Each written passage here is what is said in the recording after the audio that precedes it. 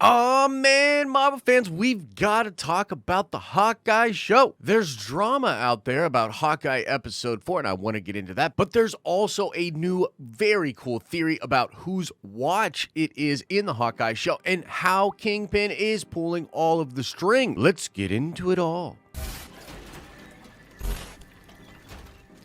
What is up, everybody? It's Josh coming at you from Nerd Avengers Tower as per usual, and smash a like on this video if you are loving the Hawkeye show. And I think a lot of people are liking the Hawkeye show, but it is not without its drama. And before I get into explaining the drama, I do have to issue a spoiler warning for the 4th episode of Hawkeye. The spoilers and a lot of my theory do have to do with Hawkeye episode 4, so if you haven't seen it and you don't want spoiled, get on out of here. You're gonna have to come back to this video after you've watched the show. And oddly enough, what we have to talk about with regards to episode 4 that is a spoiler is something that is not in the episode, and that would be Kingpin. Now look, Vincent D'Onofrio as Kingpin is a big rumor out there for something that's coming in the Hawkeye show, and I think the show itself has been teasing him out. They refer to the boss of Maya, the big guy, Uncle, all of these things seem to be pointing to the idea that, yeah, Kingpin is going to be in the show. And as we got closer to episode 4, there were some rumblings out there that you would be seeing Kingpin teased in episode 4 of Hawkeye. Now, what I had always heard was that he was going to show up in episodes 5 and episode 6, but I do recall there being a lot of rumblings leading up to episode 4 that he would be teased in some way for that episode. And apparently very late in the game, like a couple of days before the episode came out, a couple reliable scoopers out there said there was going to be a Wilson Fisk Kingpin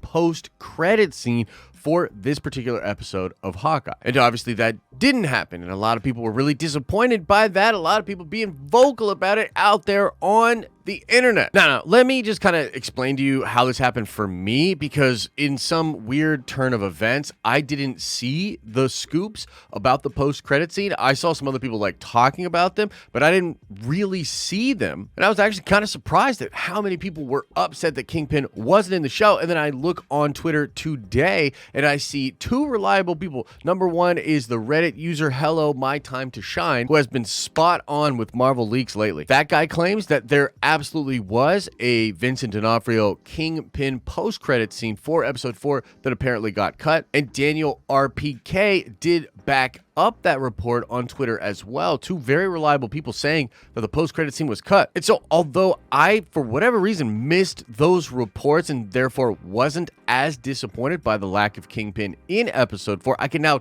totally see why so many hardcore Marvel sweaties that sort of follow the rumor mill and all that sort of stuff, I can understand why those people were shocked and disappointed. And the other side of this that's kind of tough is that it sort of brings in this discussion of them obviously or reportedly cutting scenes for Hawkeye, and it's making some people incredibly nervous because of things that happened in the past, like mostly WandaVision. And you'll recall that one of the big things that happened there was people talking about Mephisto, or a Nightmare Mephisto combo of a character that never ended up showing up. And there were a lot of people talking about how Doctor Strange was going to be in that show, and he was cut apparently very late into the game. Last minute, Doctor Strange was cut out of WandaVision. And so some people are really nervous, like, dude, are they going to cut D'Onofrio's Kingpin from the show? Did the leakers ruin this for us, or is Feige just making a turn decision, or was it all just a bunch of smoke? So, of course, let me know what you think of this whole situation. Are you like, Scooper's ruining everything, they don't know what they're talking about? Or are you like, dang, Marvel cutting out people again? No, Marvel, don't do it. Don't cut out Kingpin. Or are you just along for the ride? Let me know what you think. As for my thoughts on this, I still strongly believe that D'Onofrio's Kingpin will show up in episode 5 and 6.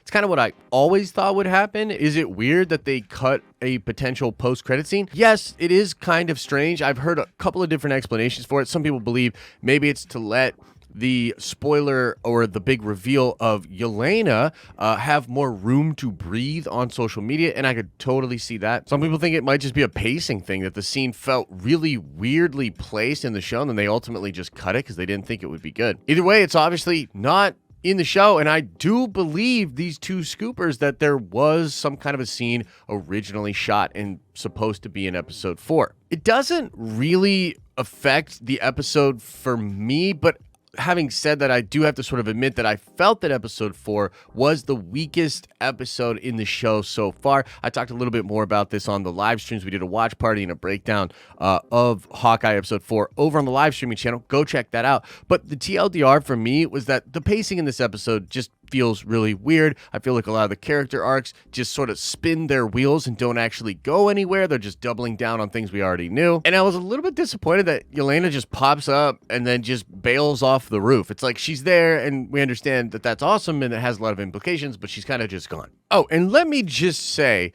that I will end up being disappointed if there's no Kingpin whatsoever. That would suck, and it would make me question a lot of the different people that we get this information from. You know what I mean? It would, and I don't want to be in that situation, and I don't want the uncle to end up being Ralph Boner. So no more boners. Boner. Now let's talk about what the flip is going on in this show with the Watch. What is going on with the plot, this big MacGuffin?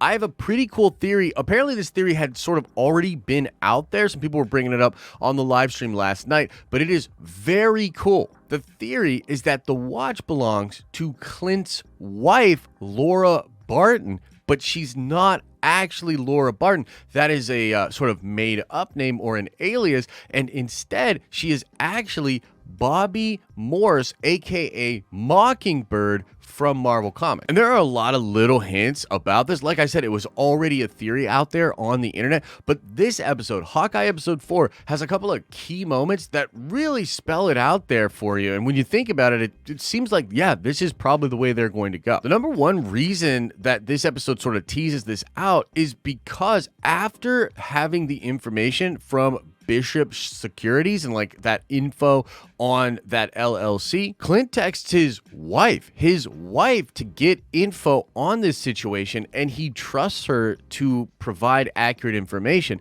On top of that, when they discuss the information, she's talking to him on the phone, speaking in code that he seems to totally understand. And again, he completely trusts the information that she gets. And in that same conversation, she speaks Russian and refers to things with regards to the Red Room and just some higher level stuff. And if you kind of think about it, it was a weird moment where she's seemingly very capable. She knows her stuff when it comes to this spy espionage kind of stuff. And the number two reason is because if you think about the story that Clint is telling Kate about the Watch and its importance, he essentially lays it out there. The Watch belongs to one of his colleagues that essentially has their identity kind of hidden and they don't want to be exposed. And the Watch could actually reveal who they are, and then people come for his friend. And it would make sense if what he's talking about is his wife's real identity as a former S.H.I.E.L.D. agent and absolute badass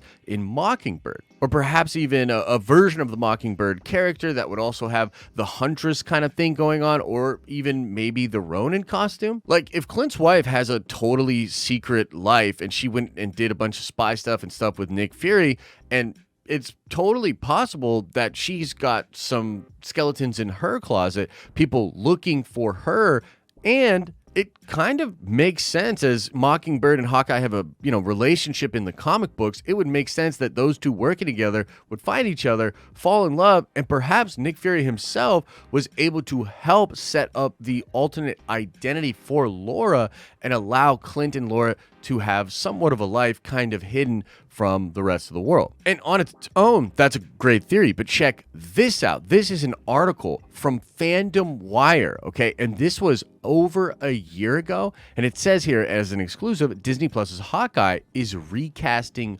Mockingbird. Okay, so let's read on about this. They talk about how the show is ending, and they say, we at Fandom Wire can exclusively reveal that Mockingbird will play a role in the upcoming Disney Plus series Hawkeye. Now, before you celebrate, the actress that played her on Agents of S.H.I.E.L.D. will not be the one that is cast. It says here, Kevin Feige and the company at Marvel Studios are looking to recast the role. While I'm extremely happy to see both Bobby Morse and Clint Barton finally interact with each other, it's a bittersweet feeling not seeing, again, the Agents of S.H.I.E.L.D. actress return to the role. Plans for a Mockingbird / Lance Hunter spinoff were in the works at ABC. Yeah, that was a little spinoff that they were going to do with Mockingbird in the show. This Mockingbird character will appear in the upcoming Hawkeye series, will most likely be different from the version seen on Agents of S.H.I.E.L.D. Kevin Feige has made it clear in the past that he doesn't consider the television shows he had no oversight over to be part of the Marvel Cinematic Universe. Due to Feige's approach,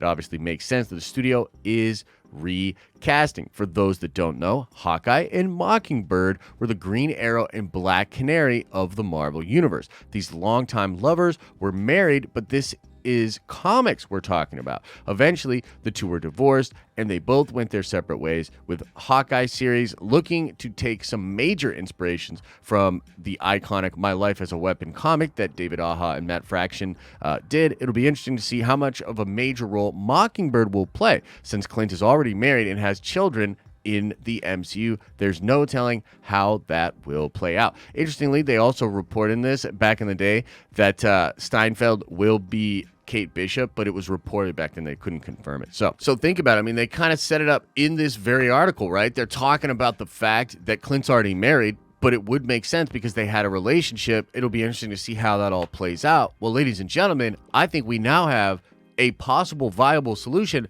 as to how this report could be real and the watch could tie in to how it all works. But we're not done yet, Nerd Avengers. Smash the like button if you've been enjoying this so far, and if you hate it and you're about to click off, smash the like button on your way out. Let me talk to you about how I think this ties into Kingpin as well. I believe that Kingpin has some knowledge of Clint Barton, some knowledge of these S.H.I.E.L.D. agents, possibly even knowledge of Mockingbird. Now, he either has some bad blood out there with Mockingbird, or he has an understanding of how getting this watch could allow him to compromise Clint Barton. The whole idea is that Clint is a weapon. You know, he's very, very good at what he does. When he was Ronin, he was wiping out the Kingpin's operation. Well, feels like a very Wilson Fisk move to me to recognize what Ronin's able to do, discover the identity of Ronin, and then work to try to compromise that person to get Ronin